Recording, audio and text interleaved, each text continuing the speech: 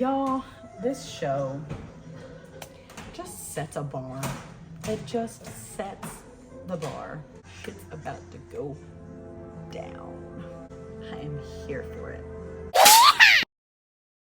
Hi friends, I'm Morgan, the Nerdy Cowgirl, and welcome back to my channel. Today I'm going to be talking about the first episode of The House of the Dragon. So, grab your swords and let's talk about it. I'm gonna put that back in my hair.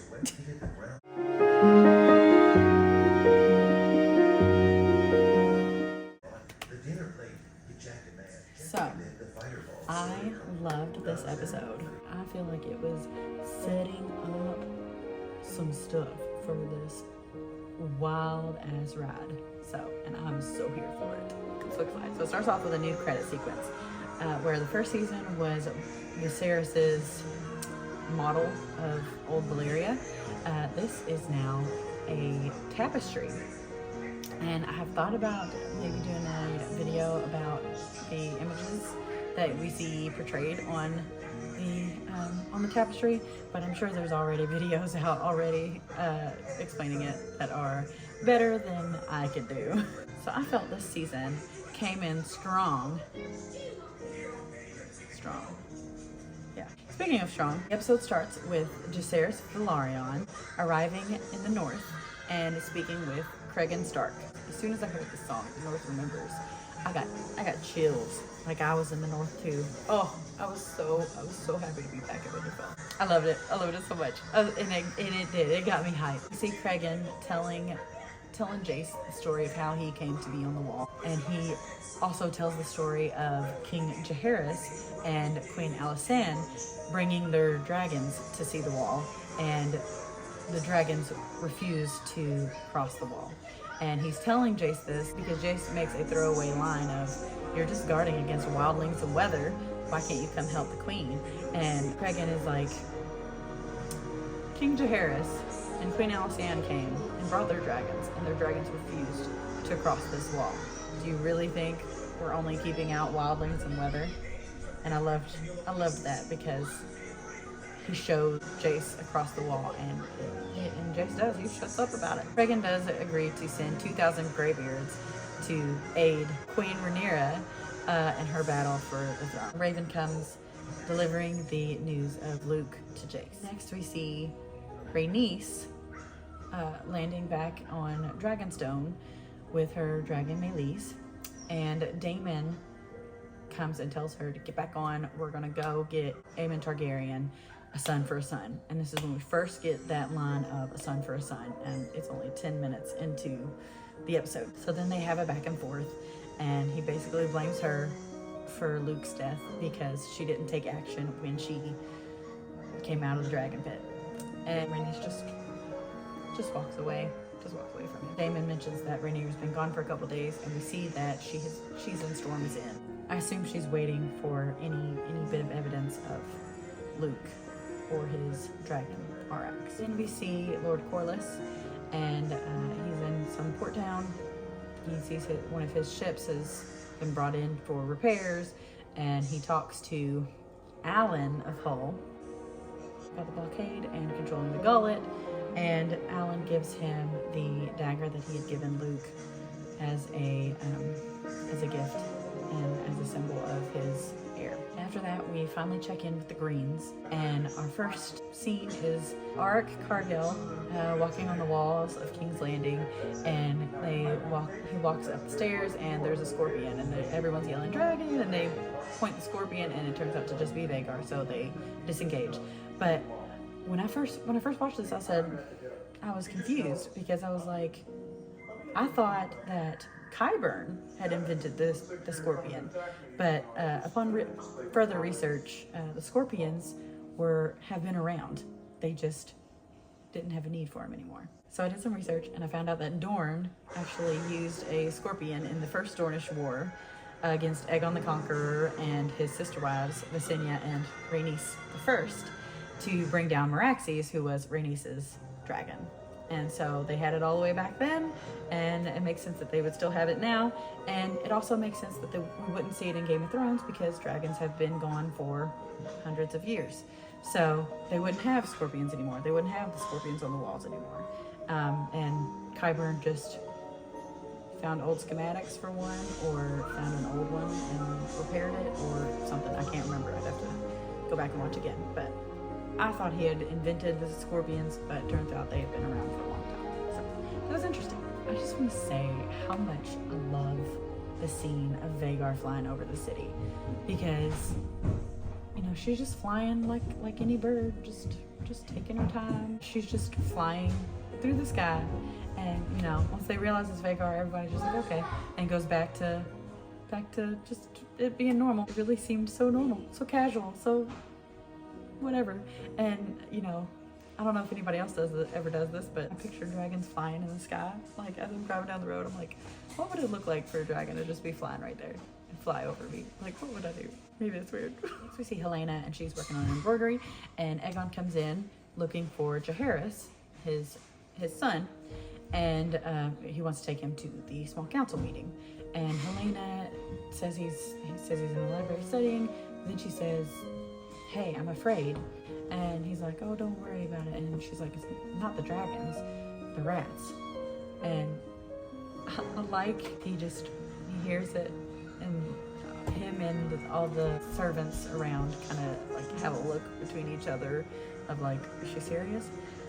And he kind of like jokingly takes up for, it made me think he was a little bit more mature now. Whereas, before he probably would have been rude and immature and laughed at her, made her feel stupid. In this, he kind of says, kind of takes up for it a little bit and has a more mature response, in my opinion. Surprise, Kristen Cole can't honor his vows with another royal. And then we get a shot of a man and his dog catching rats. That's what I love about the show, is the subtlety. Like, on first watch, if going into the story, you don't know what's going to happen. First watch, you see this scene of somebody catching rats, and you think, oh, that's awesome. Helena just said she was scared of the rats, and look, they're trying to catch the rats and help her with that fear. Little do you know, there's another rat in that scene that she should be very, very afraid of. Foreshadowing.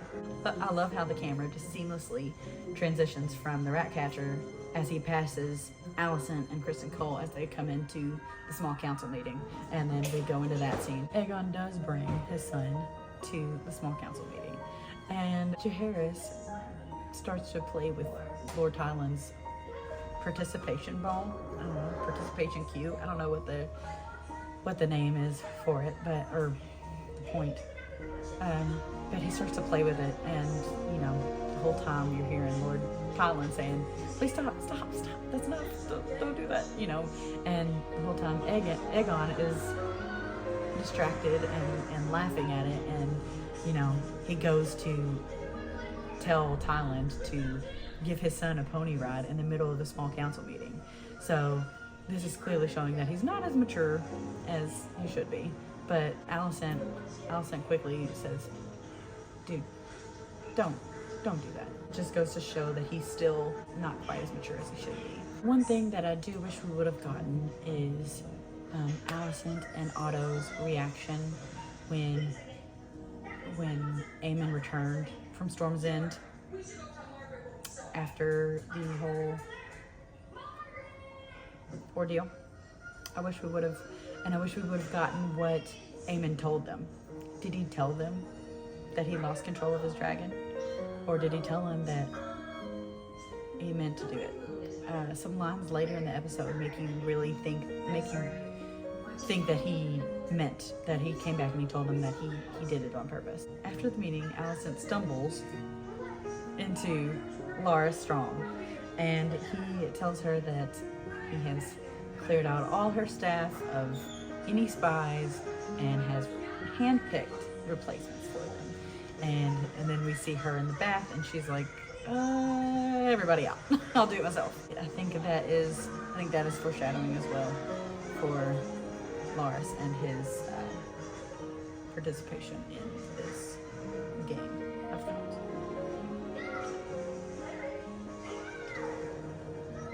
then we cut back to the blacks, and Rhaenyra sees a bunch of townsfolk or fishermen, and they have found the dragon wing. And so she flies down, and sure enough, it is Arrax, Luke's dragon. It's Arrax's wing, and tangled up in the net is Luke's cloak. And so now she finally has the tangible evidence that Luke is gone. And she, of course, breaks down. And one thing I didn't know was that Syrax, Rhaenyra's dragon, is also the mother of Arrax, Luke's dragon. So Syrax lets out this blood-curdling roar, and you can just feel the emotions from the dragon, which are described as very highly intelligent beings, and for Rhaenyra, and it's a very emotional scene. It's so crazy how a show can take a fictional animal that there's no noise, there's no dragon noise. They could take a fictional animal and apply a fictional noise to it, and you feel the emotions of it. Such a crazy thought. Aegon holds court, and the first guy says that the crown has taken a tenth of his flock right before winter, and he's like wanting some compensation for that. And Aegon's like, "Oh yeah, we'll give it back to you." And Otto walks up the steps, and he's like, "So we need all those sheep for the dragons, and especially if we're going to war." And so Aegon's like, "Well, then I'll just give his back." And he's like, Otto's like, "Are you serious, dude? You give his back, you're gonna have to give everybody's back. Word's gonna get out." And so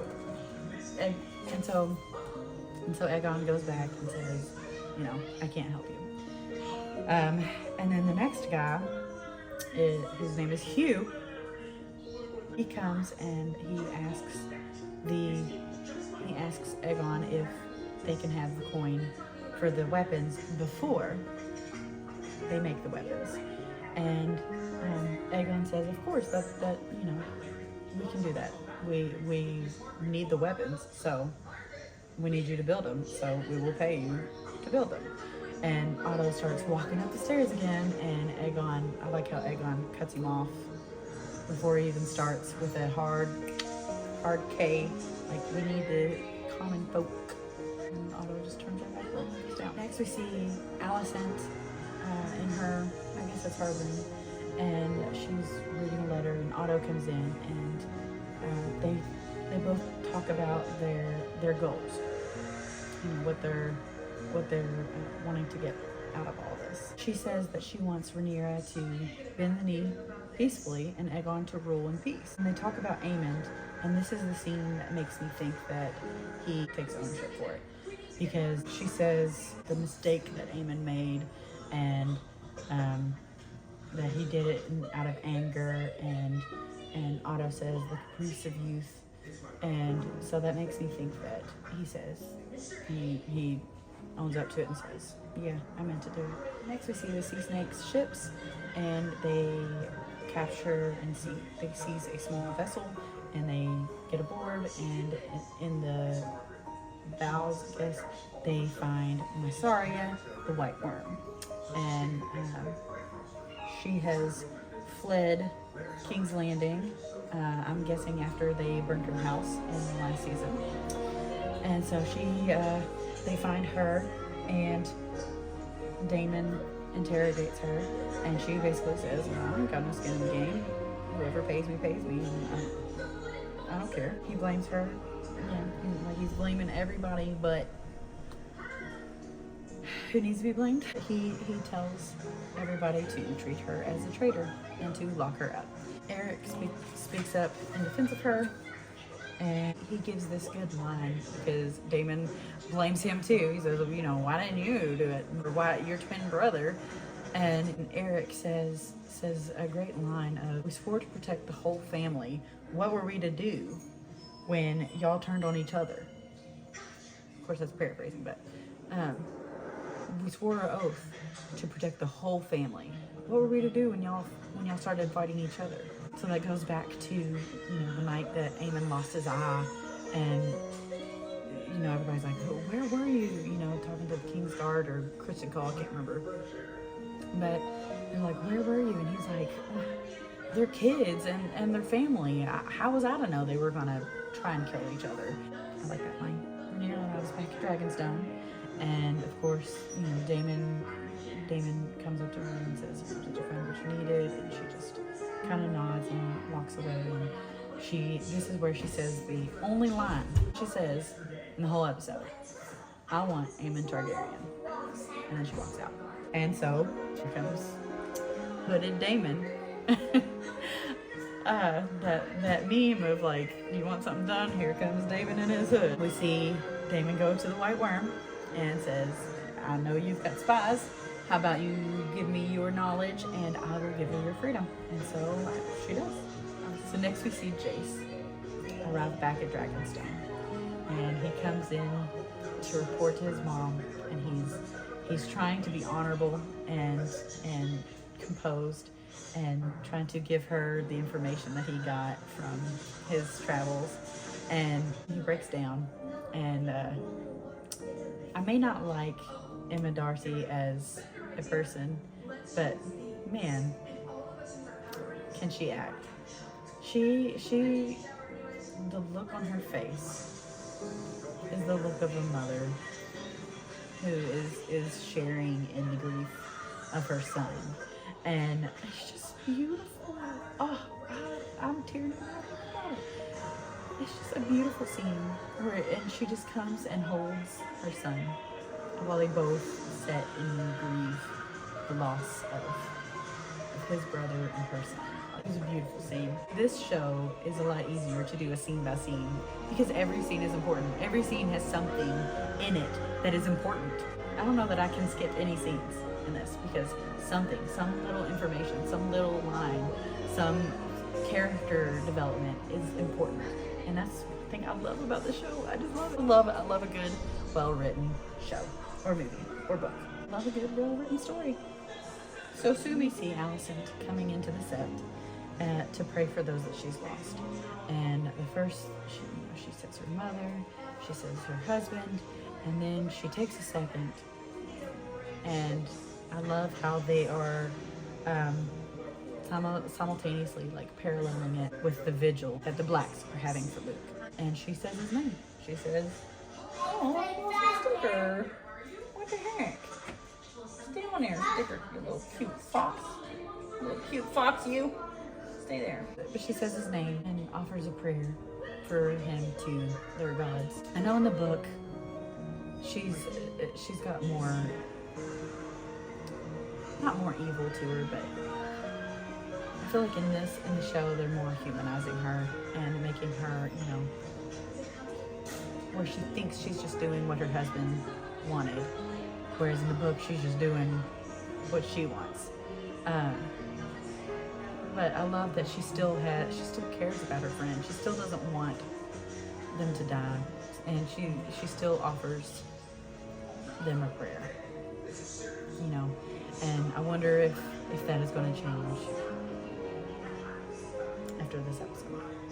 But it's still beautiful to see. Next, we see that same beach that we've seen in Game of Thrones for lots of secret maneuvers. We see Daemon go into King's Landing. He finds a City Watch, and the City Watch person comes up to him and says, "Commander." So you can assume that he's still loyal to Daemon because he's no longer the commander, but he calls him the guard, who we know is blood. He brings Daemon into the city, and they talk to one of the spies that I'm assuming Mysaria gave him, and this is Cheese. And he tells the rat catcher to take blood and go into the Red Keep, go into the castle and kill Aemon Targaryen. Cheese asks, well, what if we can't find him? And and it cuts away. So, in my opinion, they're leaving it open, much like his, air for a day speech. It cut away right before he supposedly said the air for a day. And I love that they're kind of doing a little bit of the ambiguity that you get in the books, in the show. Like every now and then, like certain lines they're cutting away from, and you don't know, did he really say that? Or, what did he really say? We assume he says a son for a son. And, but this also tells me that I wonder if the rat catcher wasn't even going to try to find Aemon and was just going to go in there and kill somebody and say, oh, this is the son. I think if he would have went alone without blood, maybe that would have been. But it jumps to Aemon and Kristen Cole, and they are talking strategy. And I liked the line that Aemon said, that Otto doesn't want to upset the order of things, so he wants it to be the old way. He's set in his ways, wants it to be like the old ways. And then Allison is angry at him because she blames him for starting the war, and he's like, but she's the one who usurped the throne and put my brother on it. So who started the war, Mom? Who started the war? And then Kristen again refers to Rhaenyra as a spider, and which I never really understood why he got so mad in the first season.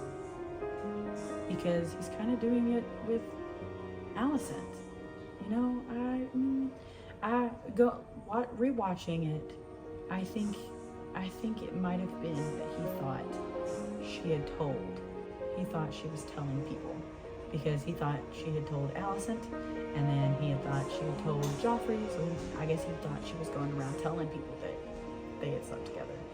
And so that was like a obvious slap to the face, or an obvious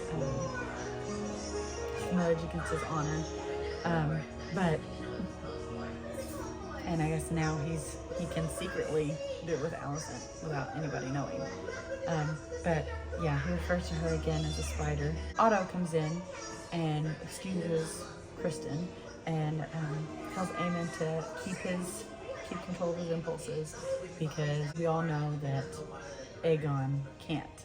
So I'm thinking this might be foreshadowing. Next we see Blood and Cheese entering the castle through Maegor's tunnel. They come out in the throne room, and Aegon is sitting on the throne, drunk with all his buddies, talking, and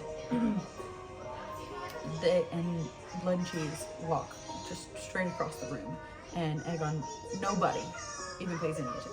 They just stroll right in, and they go to another set of tunnels, and Cheese hesitates and says that they're off limits. He's not allowed to go up there. And Blood's like, yeah, but we gotta go up there. And Cheese is like, but it's off limits. So again, it's like, was he even gonna do it? Like, if Blood hadn't been there, would he have done it? Blood talks some sense into him, and Cheese kicks his dog and scares it away. And I don't know, I think they included this to show it, but he has no problem hurting innocent things. And they go up the stairs, and it looks like they come out in the room that Aemon and Kristen and Otto had just been in. Blood is scraping the coins into his, scraping the coins that they had used as pawns on the map into his pocket, and Cheese turns around and sees this big mural, and I don't know what it is. I don't know if it's Dragonstone. The path into it looks like it could be Dragonstone, but it's a dragon burning the town, and I don't know if it's supposed to be Dragonstone, Old Valyria. In my opinion, I'm just guessing here. Don't quote me on this. I feel like it is King's Landing, and it is Daenerys's birthday, King's Landing. But I could be wrong, so don't quote me on it. Unless I'm right, then quote me. Blood tells Cheese to set a trap so that we can keep up appearances, and he goes into the next room and he runs into a handmaid, and he's like, oh, I'm catching rats. And so he turns around to set up a trap, and he's obviously fumbling with it, and he turns around, she's gone. And so he comes out of the room, he's looking around, and then he hears Cheese saying, quiet, quiet, quiet. So he runs in and he finds Cheese, and he's got Helena by the throat with a knife in her throat. And says, that's not a son. She's not a son. He said a son for a son. So he kind of tells us that Damon had said a son for a son, even though we didn't get to see it. Like, okay, well, there's 2 kids. Which one's the boy? And Helena is obviously doesn't want to do it. And so she says, I have this necklace. Y'all can take it. And, and they're like, we're not here for a necklace. We're here for a son. And so she points to her son. Blood at first says she's lying. She'd never give up the air that easily. And Cheese just looks at her and says, no, she's telling the truth. And so they proceed with what they came to do. And while they do that, and you can hear all of it, Helena grabs her other child, the girl, Jahara. She grabs her and takes off running and runs to Allison's room, who is getting busy with Kristen again. And she says they killed the boy. And so it ends. That's all. I think the biggest question about that scene is, why they changed it, why they didn't have Maelor there too. Because in the book, they had Maelor, who was a younger son, and they tell her to choose between her sons, choose which son to kill. And she chooses Maelor because he's the youngest, and he won't understand anyways, so, he'll be the less impacted by it. But then they turn around and kill the oldest, kill Jaehaerys. And proceed to taunt the younger boy and say, look, your mommy wanted you dead. And that just gives so much more depth, I guess, to the situation. Although this is a deep situation, this is a really bad situation to begin with, but having her choose between sons just puts a different toll on your heart. And then for her to choose and they do the opposite, it puts another toll on it and makes it even worse and even more guilt because just because you made that choice and then they didn't. They're just in the books. That's what they do. I wonder why they changed it. That's it. That's all of episode 1. What a way to start a season and to end an episode. I cannot wait for the next episode. And I watched the preview and there's just so much shit's about to go down. I am here for it. Overall, I'm so excited for this season. I wonder how many episodes there are going to be. I don't know if there's going to be 10, like in the first season. I hope so. But I'm curious where you guys think season 2 will end off. I think I've heard that they want to do 4 or 5 seasons of this. So I wonder where they will leave off on this season. Most videos that I've watched last season kind of called this, that they would start the season off with blood and cheese, and they were right. And so I'm curious for your opinions on where you think this season will lead, what will be in this season, where will this season end, all the stuff. Overall, for this episode, I would probably give it a 7 or 8. Probably 7 or 8 out of 10. I talked to my brother about it, and one of his biggest gripes is that he felt like it was very much like season 7 and 8 of Game of Thrones, in that they're like teleporting, jet setting, and getting places very fast. But what I told him is, they're on dragons. It's going to be a lot quicker. You know, before, you know, in Game of Thrones, they were all on foot or on horseback, which is not nearly as fast as a dragon. And also, I think if I remember correctly, Dragonstone is right across the bay from King's Landing. I could be wrong. But I'll have to look that up. But it makes sense. To me, it makes sense. It makes sense that they would be pretty fast, because I don't think Dragonstone is very far from King's Landing. Overall, great start to the season. Looking forward to the rest of the season. So that is all I have for you guys today. If you like this video, feel free to like it. Comment below your opinions on anything that I said, or anything you agree with or disagree with. And subscribe for more from your nerdy cowgirl. And I will see you guys in the next video. Keep your swords handy. God bless you. Happy trails. Bye.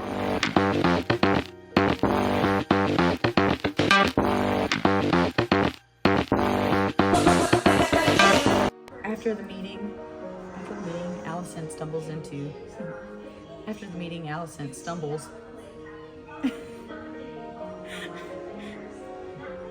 After the. I can't do that. After the meeting, Allison stumbles into Laura's.